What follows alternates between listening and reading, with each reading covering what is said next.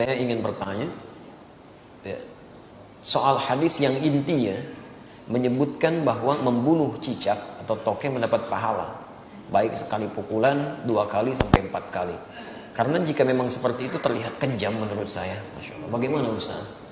Teman-teman sekalian, persoalan sebelum masuk ke cicak dia. Ya, sebelum masuk ke cicak. Ada di hadis Muslim nomor hadis 2238 riwayat Sa'ad bin Abi Waqqas, termasuk nanti di Al-Bukhari nomor hadis 3359 riwayatnya Ummu Syuraik. Sebelum masuk ke persoalan cicak, Anda mesti pahami dulu hikmah Allah ketika menciptakan sesuatu makhluk apapun itu terdiri setidaknya dari 3 hal. 3 hal. Yang pertama, ada ujian kemaslahatan. Di makhluk itu dicipta supaya kita mengambil maslahat kebaikannya aja dari situ. Seperti saat Allah menciptakan lebah misalnya. Allah ciptakan lebah, ya. Ketika diciptakan kan buat supaya kita ngambil madunya kan. Madunya ambil. Masya Allah, antum gak pernah persoalkan lebahnya. Diambil manfaatnya, dari madunya, dari sengatannya untuk obat dan sebagainya. Di hewan ini, ketika diciptakan oleh Allah subhanahu wa ta'ala, memang penciptaannya adalah ujian maslahat untuk kita. Supaya kita mendapatkan maslahat dari situ. Setiap antum ambil, niat karena Allah, ada pahala di situ. Dan lebah menunaikan tugasnya sesuai dengan izin Allah subhanahu wa ta'ala dan perintahnya. Kedua, ada sebagian yang diciptakan oleh Allah subhanahu wa ta'ala sebagai ujian yang menghadirkan madarat di situ supaya kita mengetahui ada keburukan yang harus kita hindari. Ada keburukan yang harus kita hindari. Misal, nyamuk diciptakan oleh Allah Subhanahu wa taala. Ketika diciptakan oleh Allah, mohon maaf untuk menunjukkan bahwa ada lingkungan yang kotor di situ. Yang tidak bagus. Ada penyakit yang harus dihindari. Makanya ketika dia ditunjukkan oleh Allah, dia muncul fitrahnya, dia memang mesti misal dieksekusi, dibunuh kan? Kenapa dia mesti dibunuh? Karena di lingkungan itu ada yang kotor, plus dia pun membawa kotoran yang mungkin bisa berpindah satu dengan yang lainnya. Di pelayanan kehidupannya, tasbihnya kepada Allah, memang khidmatnya untuk menunjukkan ada tanda yang kotor nih pada diri saya. Ada sesuatu yang buruk di lingkungan Anda. Jadi nyamuk itu ketika datang, dia membawa sesuatu yang baik untuk kehidupan kita. Cuman dilihat dengan persepsi yang kotor. Ini ada ujian madarat maksud kita. Ya. Ini ada yang kotor, yang gak bagus. Kita bunuh nyamuk di situ, menghilangkan kotoran yang ada di dalamnya.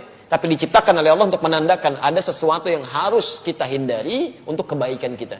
Makanya ketika Allah menciptakan nyamuk ataupun lalat, ya Masya Allah turun ayat di situ. Quran surah kedua Al-Baqarah ayat 26. Posisi paling kanan, dari tengah sampai dengan ke bawah. Innallaha la yastahi ayyadriba mathalan ma ba'udatan fama fawqaha. Allah itu enggak pernah punya rasa malu. Kalaupun harus membuat perumpamaan dengan menciptakan nyamuk, karena di balik itu pasti ada kebaikan maslahat untuk kita. Jadi, kenapa antum enggak pernah tanyakan? Kenapa enggak tega membunuh nyamuk? Kenapa enggak mengatakan kejam membunuh nyamuk? Jadi persoalannya bukan bunuh atau tidak bunuh, itu ada ujian bagi kita yang menampilkan madarat di situ yang harus kita kemudian hilangkan. Kalau Allah enggak tampakkan maka bahaya untuk kehidupan kita. Termasuk cicak. Cicak masuk pada ujian madarat di samping ujian keimanan. Ya, ada madarat. Bukankah ketika cicak datang menandakan bahwa banyak kotoran yang ada di situ? Ada bakteri E. coli yang dia bawa, ada kotoran-kotoran yang ada di sekitarnya. Yang dimakannya pun yang kotor juga. Apa makanan cicak? Nyamuk.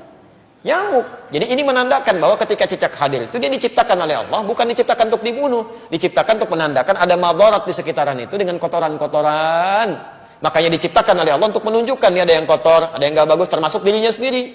Maka Nabi menyampaikan riwayat Sa'ad bin Abi Waqqas, ya, qala anna Nabiy sallallahu alaihi wasallam, bahwa Nabi sallallahu alaihi wasallam amara qatlal waza', memerintahkan untuk membunuh cicak dan ada pahala di situ.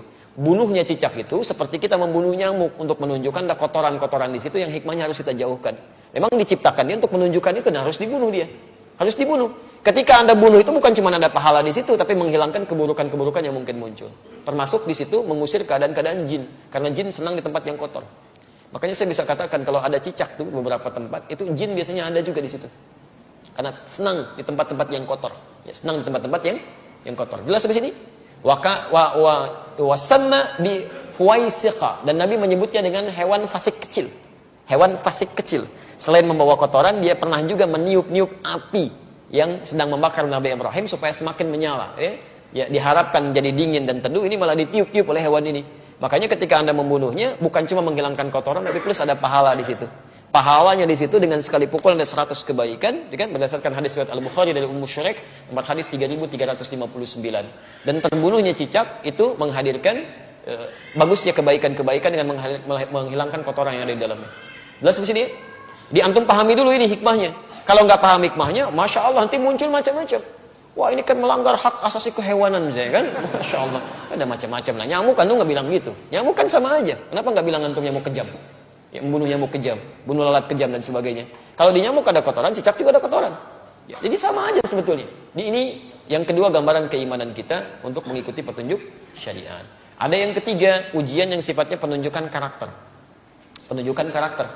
Misal saat Allah menciptakan monyet, gitu kan? Nah, di Quran surah kedua ayat 65. Ya, lihat kalimatnya.